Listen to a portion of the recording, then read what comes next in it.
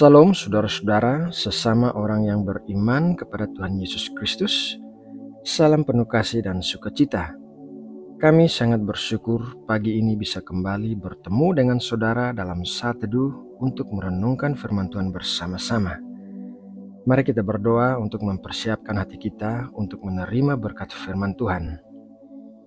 Tuhan Allah kami yang maha tinggi yang bertahta di dalam kerajaan sorga, pagi ini kembali kami datang kepadamu dalam kerendahan hati dan kerinduan untuk menerima pengajaran firman-Mu. Berbicaralah ya Bapa, dan berikanlah kami hikmat serta pengertian agar kami bisa menangkap kebenaran firman-Mu dan melakukannya dengan penuh ketaatan. Terima kasih Bapa, dalam nama Tuhan Yesus Kristus kami berdoa dan mengucap syukur. Amin. Saudara yang terkasih, sebagai orang Kristen, kita selalu mengucapkan kata shalom saat kita bertemu dengan orang Kristen lainnya. Kata shalom berasal dari bahasa Ibrani yang artinya damai sejahtera. Selain kasih, damai sejahtera adalah salah satu buah roh yang paling membedakan orang-orang Kristen dengan orang-orang dunia. Damai sejahtera yang dimiliki orang-orang Kristen adalah damai sejahtera yang berasal dari Tuhan Yesus Kristus, yaitu damai sejahtera yang tidak terpengaruh oleh masalah-masalah yang sedang dihadapi atau keadaan sekeliling kita. Mari kita membaca Yohanes 14 ayat 27. Damai sejahtera kutinggalkan bagimu, damai sejahteraku kuberikan kepadamu, dan apa yang kuberikan tidak seperti yang diberikan oleh dunia kepadamu. Janganlah gelisah dan gentar hatimu. Damai sejahtera yang diberikan oleh Tuhan Yesus berbeda dari damai sejahtera yang diberikan oleh dunia kepada kita. Orang bisa saja memiliki damai sejahtera yang berasal dari harta, ketenaran, dan kesuksesan, namun semua itu bersifat sementara saja. Dan apabila hal-hal itu hilang, maka damai sejahtera juga hilang. Tetapi sebaliknya, damai sejahtera yang diberikan oleh Tuhan Yesus Kristus bersifat kekal dan bisa dipercaya karena Tuhan Yesus adalah Allah yang setia. Ilustrasi untuk memperjelas ayat tersebut, misalnya saja kita naik pesawat terbang untuk pergi ke kota tertentu. Di tengah jalan, pesawat terbang mengalami goncangan yang hebat. Semua orang mengalami kepanikan, tetapi saat suara sang kapten pilot berbicara di pesawat dan menenangkan para penumpang dengan mengatakan bahwa goncangan pesawat diakibatkan karena menabrak awan tebal, hal itu adalah hal biasa yang dapat diatasi. Maka para penumpang merasakan ketenangan. Ketenangan itu berasal dari ketenangan sang kapten pilot yang telah memberikan jaminan bahwa semuanya akan baik-baik saja dan ia mengendalikan keadaan. Begitu juga halnya dengan ayat Alkitab yang kita baca dalam Yohanes 14 ayat 27, bahwa Tuhan Yesus memberikan damai sejahteranya bagi kita. Kita bisa merasa tenang karena damai sejahtera itu bukanlah damai sejahtera biasa, melainkan damai sejahtera Tuhan Yesus Kristus, Tuhan semesta alam yang mengendalikan segala sesuatunya. Dan persyaratan untuk menerima damai sejahtera itu sangat sederhana. Nabi Yesaya mengatakan dalam Yesaya 26 ayat 3 demikian, "Yang hatinya teguh kau jagai dengan damai sejahtera, sebab kepadamulah ia percaya."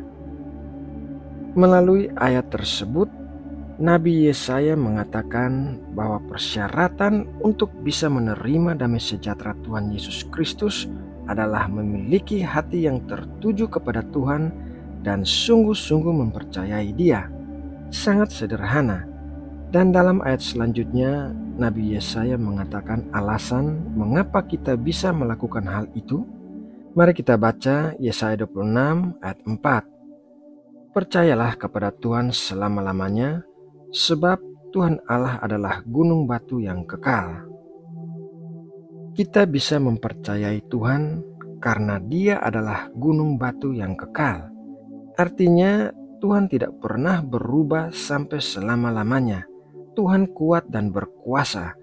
Di tengah masalah apapun yang kita hadapi, kita bisa mengandalkan Tuhan sebagai tempat perlindungan kita. Oleh sebab itu, kita bisa merasakan damai sejahtera Tuhan di dalam hati kita, meskipun kita sedang mengalami situasi yang tidak menyenangkan.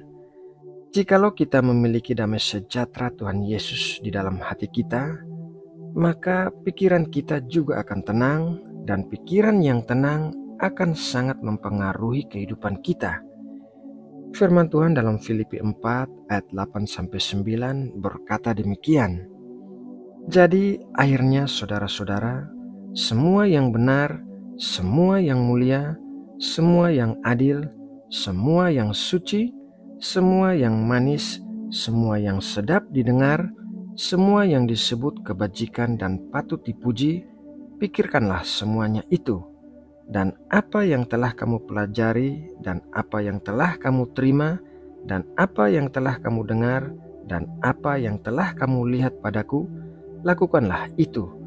Maka Allah sumber damai sejahtera akan menyertai kamu.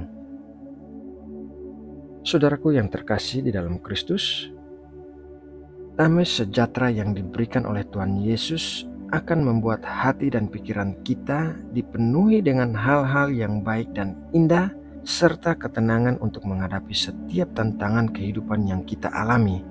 Damai sejahtera Tuhan Yesus Kristus adalah kekuatan yang akan menopang kehidupan kita. Nah, saudaraku, demikianlah renungan firman Tuhan pagi ini. Semoga apa yang kita dengarkan ini akan menjadi kekuatan dan menambahkan iman percaya kita kepada Kristus. Mari kita berdoa untuk menutup renungan ini. Bapa kami yang ada di surga, terima kasih buat berkat firman-Mu yang baru saja kami terima. Engkau telah mengingatkan kami tentang damai sejahtera yang diberikan oleh Kristus bagi kami, yaitu damai sejahtera yang kami terima apabila kami sungguh-sungguh percaya kepadamu. Bapa, kami berdoa menyerahkan seluruh aktivitas kegiatan kami hari ini ke dalam tangan-Mu. Kami mohon Roh Kudus menuntun kami untuk masuk dalam kehendak-Mu yang sempurna bagi kami, dan lindungilah, jauhkanlah kami dari segala sesuatu yang jahat, serta cukupkanlah semua kebutuhan kami.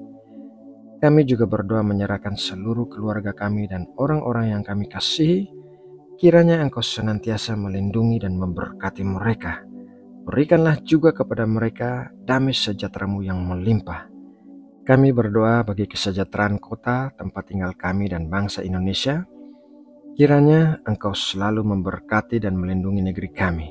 Terima kasih Bapa, dalam nama Tuhan Yesus Kristus, kami berdoa dan mengucap syukur.